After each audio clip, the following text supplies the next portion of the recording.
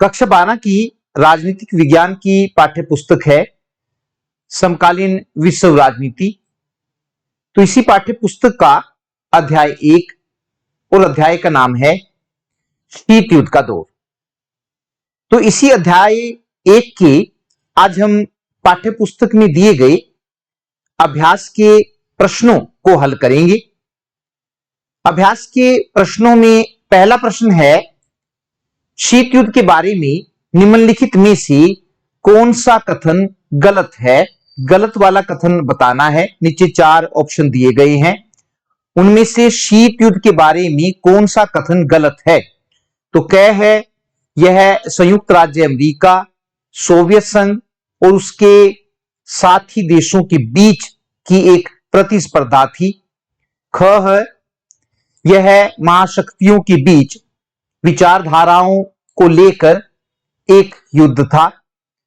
ग है, शीत युद्ध ने हथियारों की होड़ शुरू की। और घ है, अमेरिका और सोवियत संघ सीधे युद्ध में शामिल थे। तो बाकी 3 सही हैं। जो सीधे वो कभी भी शामिल नहीं हुए, सीधे वास्तव में वो कभी नहीं लड़े हैं। इसलिए इस प्रश्न का सही उत्तर है घ, अमेरिका और सोवियत संघ सीधे युद्ध में शामिल थे। ये सरासर गलत है। प्रश्न नंबर 2 जो है, निम्न में से कौन सा कथन गुटनिरपेक्ष आंदोलन के उद्देश्यों पर प्रकाश नहीं डालता है?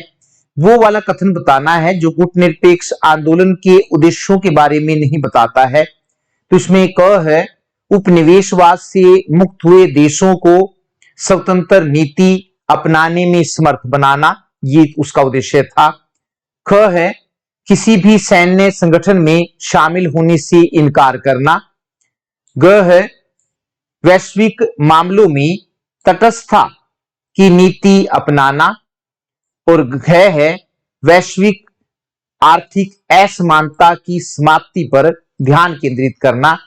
तो अगर आपने गुटनिरपेक्ष आंदोलन के उद्देश्य किए हैं तो वहां पर वैश्विक मामलों में या अंतरराष्ट्रीय मामलों में तटस्थता की नीति अपनाना, ये वाली बात सरासर गलत है। तो इसका सही जवाब है जो गलत, जो उसमें उसके उद्देश्यों से मेल नहीं खाता है, वो है ग, वैश्विक मामलों में तटस्थता की नीति अपनाना। ये इसके गुटनिरपेक्ष आंदोलन के उद्देश्यों से मेल नहीं खाता है। प्रश्न नंबर 3 है, नीचे महाशक्तियों द्वारा बनाए गए सैन्य संगठनों की विशेषता बताने वाले कुछ कथन दिए गए हैं। प्रत्येक कथन के सामने सही या गलत का चिन्ह लगाना है। सैन्य संगठनों की विशेषता बताने वाले कुछ कथन दिए गए हैं जो 2 सैनिक संगठन बने। तो उनमें से आपने ये बताना है कि वो पढ़कर कि सही कथन है या गलत कथन है। उसमें क है, गठबंधन के सदस्य देशों को अपने भू क्षेत्र में महाशक्तियों के सैनिक अड्डे के लिए स्थान देना जरूरी था। तो ये अगर कोई भी दोनों गठबंधनों में, सैनिक गठबंधनों में शामिल होता था तो ये एक महत्वपूर्ण शर्त होती थी महाशक्तियों की कि वो उन्हें अपने देश में सैनिक अड्डे बनाने के लिए जगह देंगे। तो ये कथन सही है। ख है, सदस्य देशों को विचारधारा और रणनीति दोनों स्तर पर महाशक्तियों का समर्थन करना था। दोनों शक्तियों को, सभी देश जो भी देश उन देशों में शामिल होते थे दोनों गुटों में, तो उनकी विचारधारा का भी समर्थन करना होता था और उनकी रणनीति का भी समर्थन करना होता है। इसलिए ये कथन भी सही है। ग है, जब कोई राष्ट्र किसी एक सदस्य देश पर आक्रमण करता था तो इसे सभी सदस्य देशों पर आक्रमण समझा जाता था। नाटो वाले में आपने सब देखा होगा कि यदि नाटो में शामिल किसी एक देश पर भी आक्रमण होता था तो उसको सभी सदस्य देशों पर आक्रमण माना जाता था। इसलिए ये कथन भी सही है। घ है, महाशक्तियां सभी सदस्य देशों को अपने परमाणु हथियार विकसित करने में मदद करती थी। ध्यान से पढ़ेंगे इसको, महाशक्तियां सभी सदस्य देशों को अपने परमाणु हथियार विकसित करने में मदद करती थी। तो ऐसी महाशक्तियों की ऐसी कोई इच्छा नहीं थी कि वो जो देश उनके गुट में शामिल हैं, वो जो गुट में शामिल देश हैं, वो भी कोई परमाणु बम बनाए। तो ये कथन गलत है। प्रश्न नंबर 4 जो है, नीचे कुछ देशों की एक सूची दी गई है, प्रत्येक के सामने लिखिए कि वह शीत युद्ध के दौरान किस गुट में शामिल था। तो ये बताना है कि वास्तव में वो किस गुट में शामिल था। तो यहां पर जैसे पहला है क है पोलैंड। पोलैंड के बारे में पूछा गया है कि पोलैंड किस गुट में शामिल था। जो पोलैंड था वो साम्यवादी गुट में शामिल था। फ्रांस किस गुट में शामिल था, तो फ्रांस के बारे में बता रखा है कि फ्रांस किस गुट में शामिल था। तो जो फ्रांस था वो वास्तव में पूंजीवादी गुट में शामिल था। जापान, जापान जो था वो भी पूंजीवादी गुट में शामिल था। घ है नाइजीरिया। नाइजीरिया जो था वो दोनों गुटों में से किसी में भी शामिल नहीं था, बल्कि वो गुट निरपेक्ष आंदोलन का में शामिल था। इसके बाद अंग है कि उत्तरी कोरिया। उत्तरी कोरिया जो था वो साम्यवादी गुट में शामिल था। और उसके बाद है श्रीलंका। श्रीलंका जो था वो गुट निरपेक्ष आंदोलन में शामिल था। तो इसमें अलग अलग गुटों के नाम बताने हैं। पांचवा प्रश्न है कि शीत युद्ध से हथियारों की होड़ और हथियारों पर नियंत्रण। हथियारों की होड़ और हथियारों पर नियंत्रण, ये दोनों ही प्रक्रियाएं पैदा हुई। एक तरफ यदि हथियारों की दौड़ चली, प्रत्येक दोनों महाशक्तियों ने भयानक से भयानक हथियार इकट्ठे किए, तो दूसरी तरफ हथियारों पर नियंत्रण रखने की भी कोशिश की गई। तो ये दोनों प्रक्रियाएं पैदा हुई। इन दोनों प्रक्रियाओं के क्या कारण थे, कारण बताने हैं। तो इस प्रश्न का उत्तर है कि हथियारों की होड़ से अभिप्राय यह है कि शीत युद्ध के दौरान दोनों महाशक्तियों ने अपनी अपनी शक्ति को बढ़ाने के लिए भयानक से भयानक हथियार बनाए। हथियारों के निर्माण पर पानी की तरह पैसा बहाया गया। वास्तव में उस समय ज्यादा से ज्यादा हथियारों को जमा करना ही युद्ध से बचे रहने के लिए जरूरी माना गया। लेकिन दोनों महाशक्तियां इस बात को भी अच्छी तरह से जानती थी कि यदि दोनों के बीच युद्ध हुआ तो परमाणु बमों का प्रयोग होगा, जिससे संपूर्ण मानवता नष्ट हो जाएगी।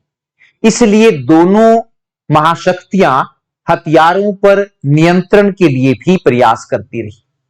प्रश्न नंबर 6 जो है वो है इंपॉर्टेंट प्रश्न है, महाशक्तियां छोटे देशों के साथ सैनिक गठबंधन क्यों रखती थी। 3 कारण बताइए कि जो दो महाशक्तियां थी अमेरिका और सोवियत संघ, छोटे देशों के साथ सैनिक गठबंधन क्यों रखती थी, उनको अपने गठबंधन में क्यों शामिल करती थी। 3 कारण बताइए। तो इसका पहला कारण है कि महाशक्तियां छोटे देशों के साथ सैन्य गठबंधन इसलिए करती थी ताकि इन देशों से दुश्मन देश की जासूसी की जा सके। पहला तो कारण ये था। दूसरा जो कारण था, महाशक्तियां छोटे देशों के साथ सैनिक गठबंधन इसलिए करती थी ताकि उन देशों के प्राकृतिक संसाधनों का प्रयोग अपने हित में कर सके। और तीसरा है, महाशक्तियां छोटे देशों के साथ सैनिक गठबंधन इसलिए करती थी ताकि उन देशों से वे अपने हथियार और सेना का संचालन कर सके, वहां पर अपने हथियार रख सके और दूसरे जो दुश्मन देश है उसको डरा सके। प्रश्न नंबर 7 जो है, कभी कभी कहा जाता है कि शीत युद्ध सीधे तौर पर शक्ति के लिए संघर्ष था और इसका विचारधारा से कोई संबंध नहीं था। मतलब वास्तव में ये सीधे दो देश इसमें आपस में लड़े, विचारधारा का जो मतभेद था वो गलत है। कभी कभी यह कहा जाता है कि शीत युद्ध सीधे तौर पर शक्ति के लिए संघर्ष था और इसका विचारधारा से कोई संबंध नहीं था। क्या आप इस कथन से सहमत है? परीक्षा की दृष्टि से एक महत्वपूर्ण प्रश्न है। अपने उत्तर के समर्थन में एक उदाहरण दे। तो इसका उत्तर है कि यह कहना सही नहीं है कि शीत युद्ध केवल शक्ति के लिए संघर्ष था तथा इसका विचारधारा के साथ कोई संबंध नहीं था। वास्तव में शीत युद्ध का एक मुख्य कारण विचारधाराओं का मतभेद था। दूसरे विश्व युद्ध की समाप्ति के बाद दो विचारधाराएं पैदा हुई। पहली विचारधारा साम्यवादी विचारधारा थी जिसका नेतृत्व सोवियत संघ कर रहा था, तथा दूसरी विचारधारा पूंजीवादी विचारधारा थी जिसका नेतृत्व अमेरिका कर रहा था। ये दोनों विचारधाराएं एक दूसरे की विरोधी थी। इसलिए दोनों देश एक दूसरे की विचारधारा के प्रसार को रोकना चाहते थे। इसलिए शक्ति के लिए संघर्ष नहीं था, वास्तव में ये विचारधाराओं का भी मतभेद था।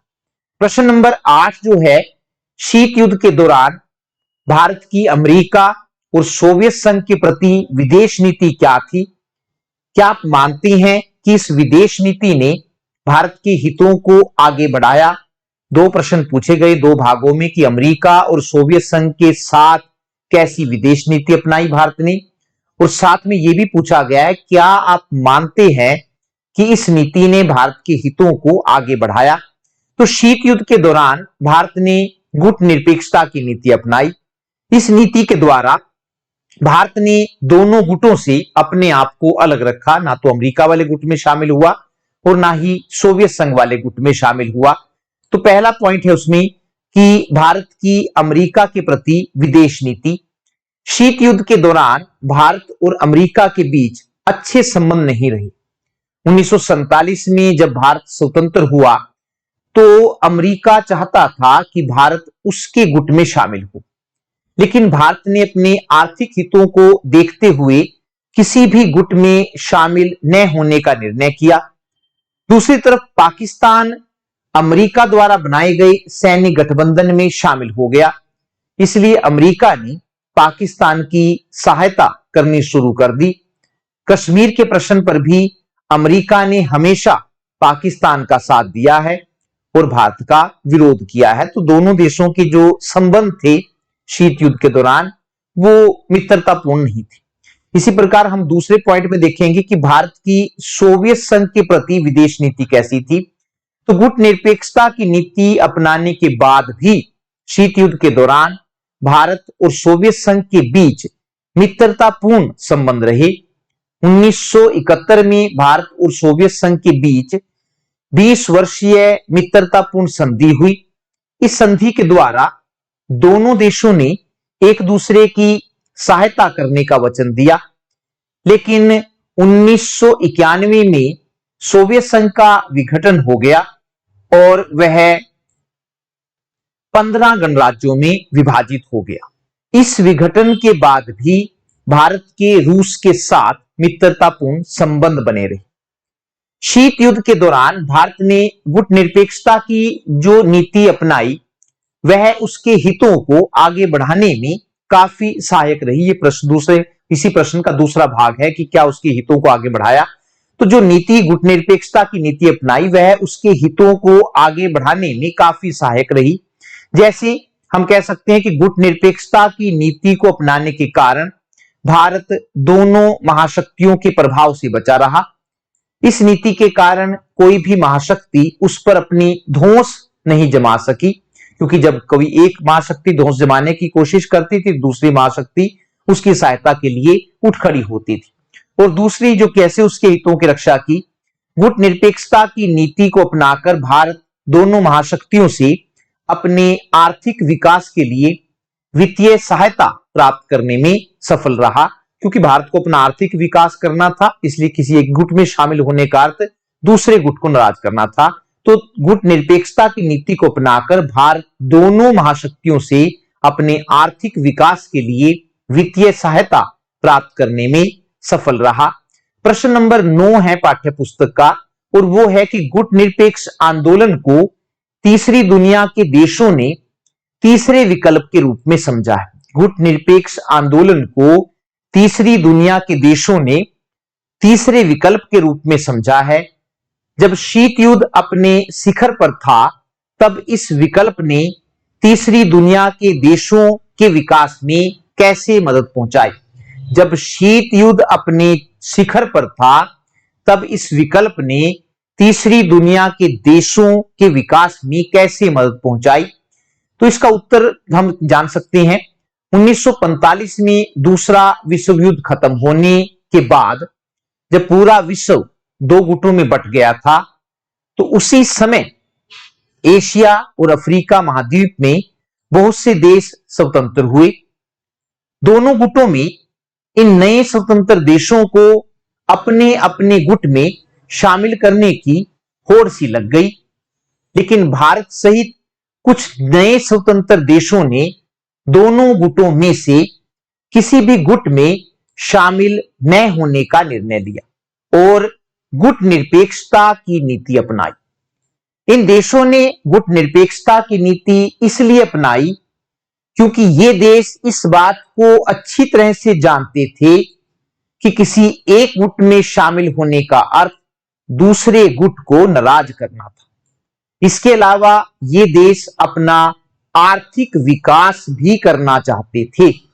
यदि उस समय ये देश किसी एक गुट में शामिल हो जाते तो उसी की सहायता के मोहताज हो जाते। यदि किसी एक गुट में शामिल हो जाते तो उसी की सहायता के मोहताज हो जाते। लेकिन गुट निरपेक्षता की नीति अपनाकर ये दोनों गुटों से आर्थिक सहायता प्राप्त करते रहे और अपना विकास करते रहे। तो गुट निरपेक्षता की नीति वास्तव में जो एशिया और अफ्रीका महाद्वीप में बहुत से देश स्वतंत्र हुए थे उनके आर्थिक विकास में काफी मददगार साबित हुई। प्रश्न नंबर 10 है पाठ्य पुस्तक का और वो है कि गुट निरपेक्ष आंदोलन अब अप्रासंगिक हो गया है। एक महत्वपूर्ण लाइन है कि गुट निरपेक्ष आंदोलन अब अप्रासंगिक हो गया है। आप इस कथन के बारे में क्या सोचते हैं? अपने उत्तर के समर्थन में तर्क प्रस्तुत करें। एक महत्वपूर्ण प्रश्न है, परीक्षा की दृष्टि से भी तो पूछा गया है कि गुट निरपेक्ष आंदोलन का महत्व अब नहीं रहा है।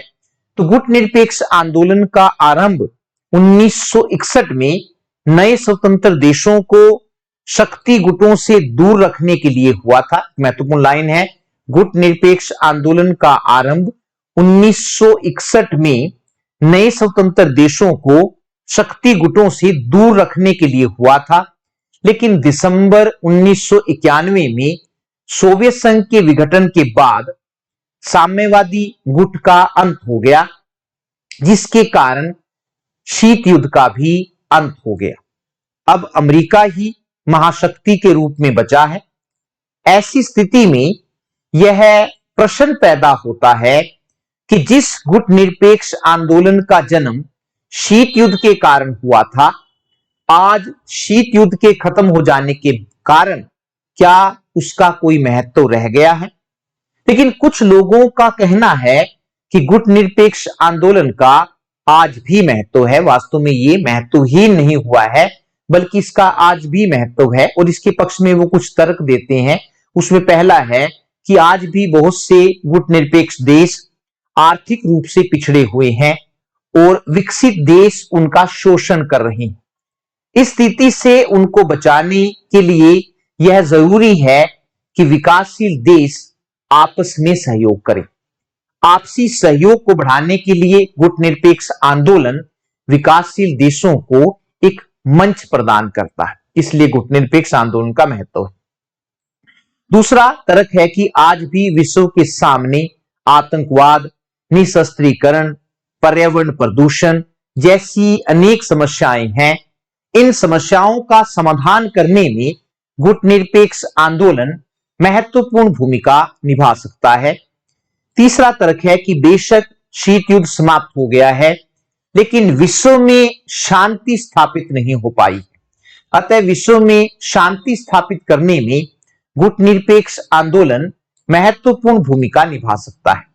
चौथा तर्क है कि नई अंतरराष्ट्रीय आर्थिक व्यवस्था की स्थापना करने के लिए गुट निरपेक्ष आंदोलन का बने रहना आवश्यक है।